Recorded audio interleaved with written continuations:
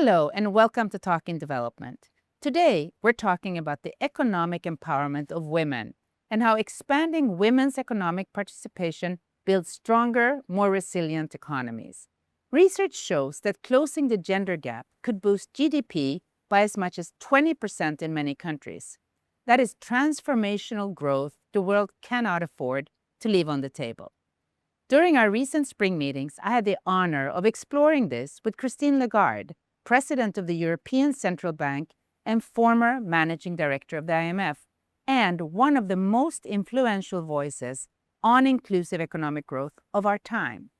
I started by asking her, what are the real economic gains from women's full participation in the economy, and what do policymakers still underestimate when they delay action on this economic imperative?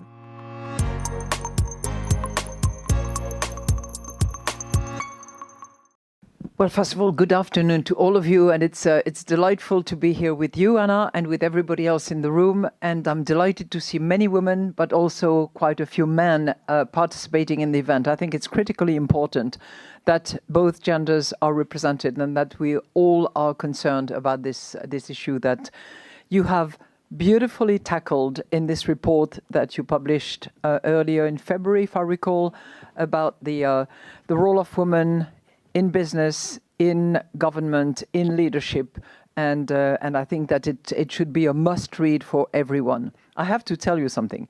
When I was across the street, that report published in 2018 actually made a huge mark across the world because you published rankings for the first time. And as we both know, rankings are super efficient because everybody wants to know where they are on the ranking. And ever since, I think you have continued that. And this recent report, you will tell us more about it, but I just want to thank you for doing that. And I remember when I was at the IMF, we borrowed a little bit on the wisdom from the World Bank in order to make the point that are still valid today. So I'm going to tell two things briefly on the issue of why does it make economic sense? And then I will want to focus a few minutes on what I call life is a journey, but maybe it's a race for some of us. So on the issue of the economic benefit, the economic benefits, I think that you have published studies, the IMF has published the studies, the OECD has published studies to indicate by how much GDP over the course of time can actually increase if only the participation of women in the economy was at the same level as in Sweden, for instance. So that's number one, significant increase in GDP over the course of time. The second benefit that typically researchers and those who care to spend a bit of time on those issues is that productivity improves as a result of the combined gender contribution to the economy. So you not only have a quantitative increase in terms of GDP, but you have a productivity increase as well. Now, I would also call that a double dividend. Because if there are equal opportunities and as higher participation as is desired by women and available by society, then it's both of interest for the women who participate, but it's also good for the economy. So it's not, we should not look at it from, single lens of it's our right, it's legitimate, but it's also good for the economy. And I'll come to that in the latter part of our discussion, because I think that that's what finance ministers should have in the back of their mind all the time.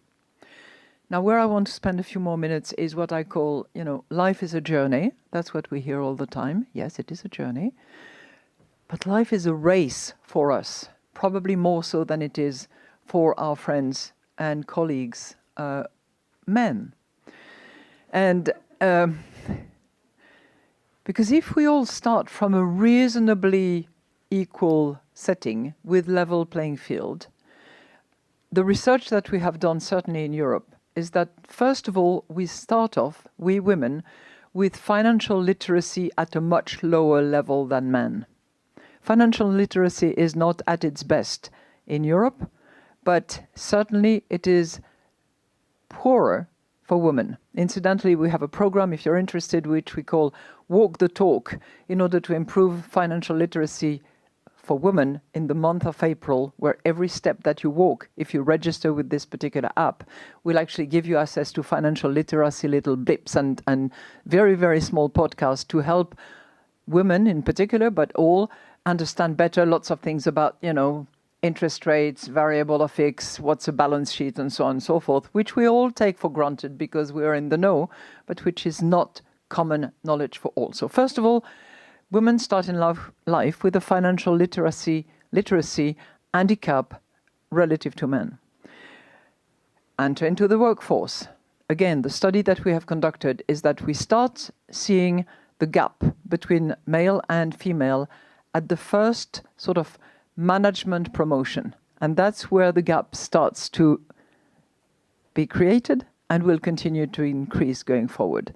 Typically, for some of us at least, then it's childbearing, and it's a time in our life when we tend to be a little bit away from work, where we possibly take a little bit of time to look after the child, and this is in most societies associated with the woman, the mother rather than the father. We're all trying to fix that, addressing it by parental leave that are as long as possible for the father and so on and so forth. But no matter what, it's typically on the woman. So that's the second or even the third moment where the gap continues to increase. And then the race continues, and there are more obstacles along the way because, of course, the career development is not as substantive and as long as for our male counterparts. And what happens is at the age of retirement, the eligibility, the basis on which pension is calculated, is vastly different by that time between a man and a woman. And in societies where we tend women to be living longer than men, this is traditionally the case across the board, not just in Western societies, but across the board. That gap that has accumulated over the course of time is causing significant harm to those women who are pensioners, and where the proportion of poor pensioners is much higher for women than for men. Does that resonate with you a little bit? So that's what I call the race with obstacles along the way that need to be addressed each and every step of the way with specific policies. And maybe we'll come to discuss those issues of policies. I think that we cannot carry on complaining about the fact that fertility is an issue, natality is a problem, and not just in so-called Western societies. If I look at my Chinese friends and colleagues, they have exactly the same issue. And it's getting there more and more as societies develop. So we cannot, on the one hand, complain about that, and at the same time not spend the money where it should be spent. Which means, number one, childcare, which is ridiculously low in terms of budget allocation if you look at the OECD numbers, and not having the infrastructure and the child caring mechanisms in place in order to enable the women who want to actually continue their job, do so, and reduce the gap that accumulates over the course of time. So that's what I call my, life is a journey, but for some of us it's a race against obstacles that we face along the way. Voila. Now I have a question for you. You do. I just want to say so much wisdom in those few minutes, and love the point on productivity. Love the point that this is not a social issue, it's an economic issue, and policymakers need to understand that. Love the point on financial literacy, because for a long time, our yardstick was what? Does the woman have a bank account? That was it. That's how we measured financial inclusion. And I think we need to go much further than, is there a bank account? Is there an understanding, like you say? And this is why we now have access to capital. So women can actually start a business, but to start a business, you have to have the literacy. So love that.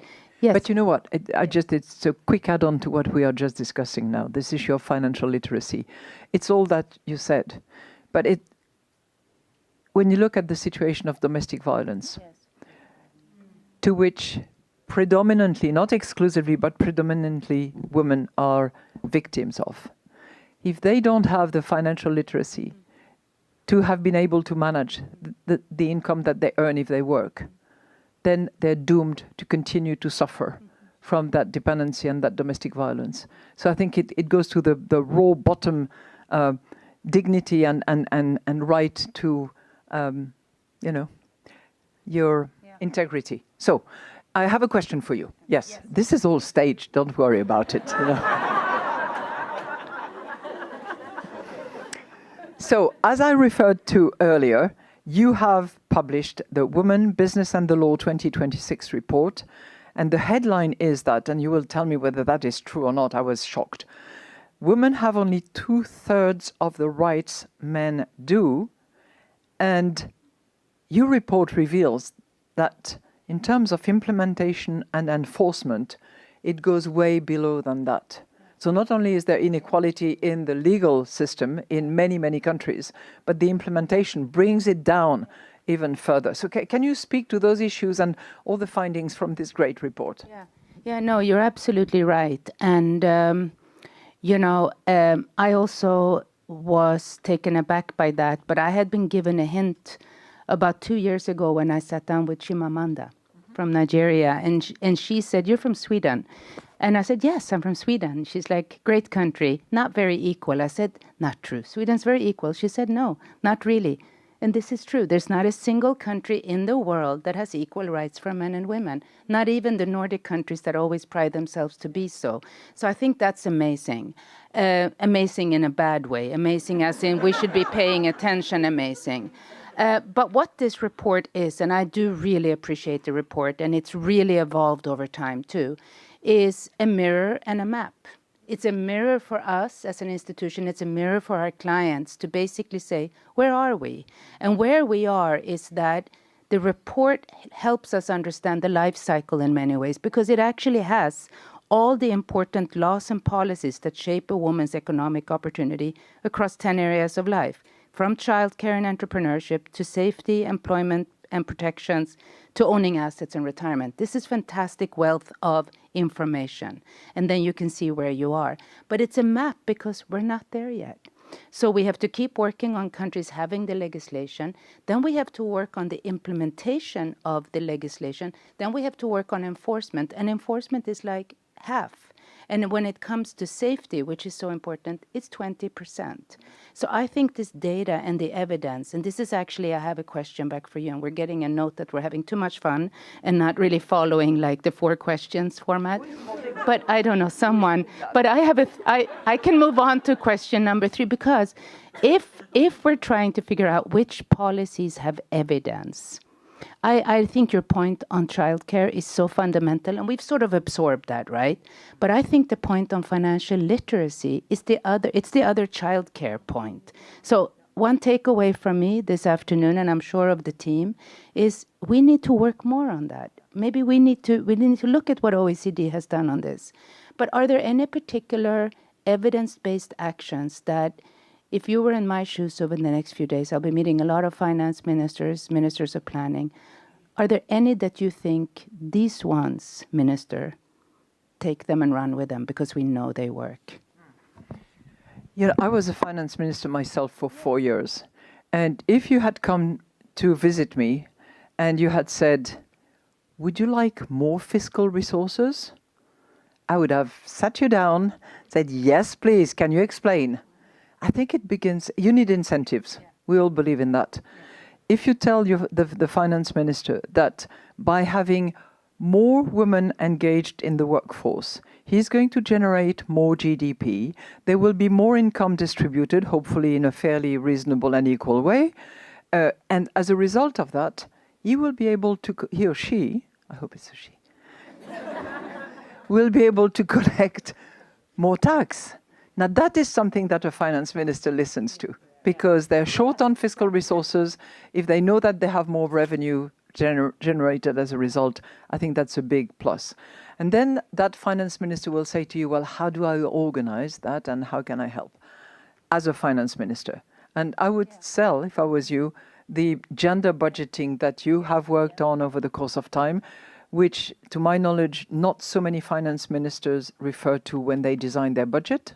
I don't know, but it's an instrument that, if well used, can be extremely efficient in order to try to close that gap of inequality and reduce the level of discrimination. It's empirically demonstrated. There is evidence about the fact that capital access is reduced for women when they start up a business, that the number of, venture capitalists is predominantly males. And there are reasons behind it that can be addressed through gender budgeting. So I would give these two. Yeah. Very good. And they speak the language of the person you're speaking to. Very, very good.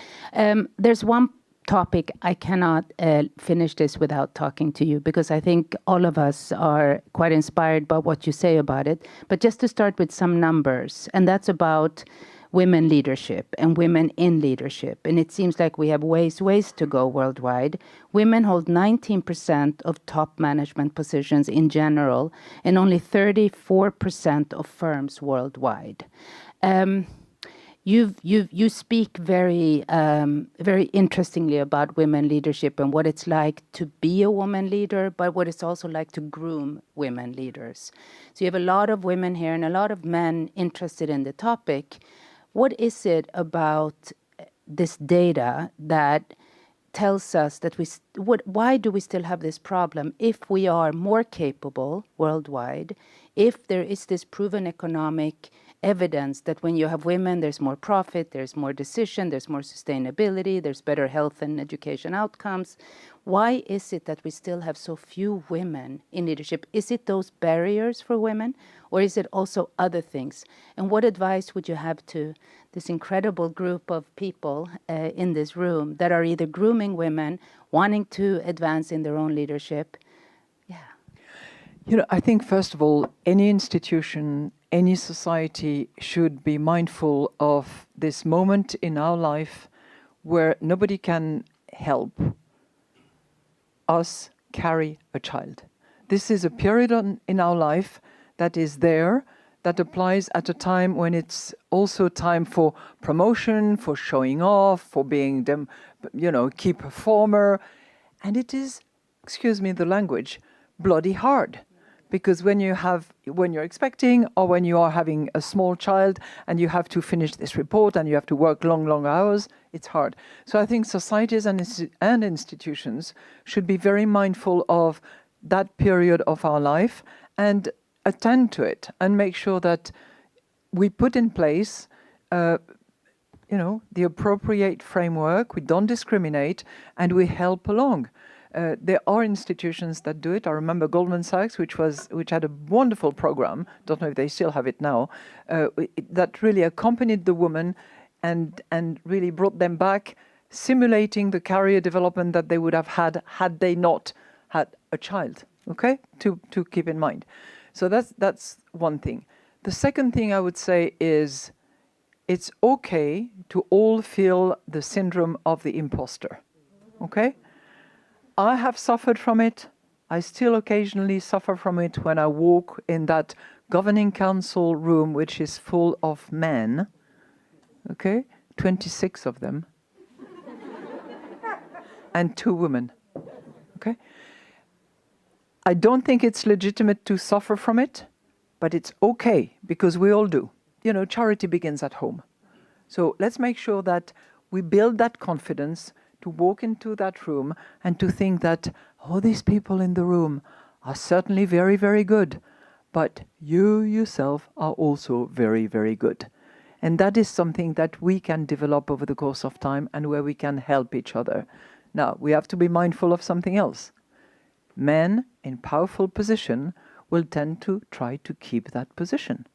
Not prepared to share. Fair enough. We would be doing the same thing.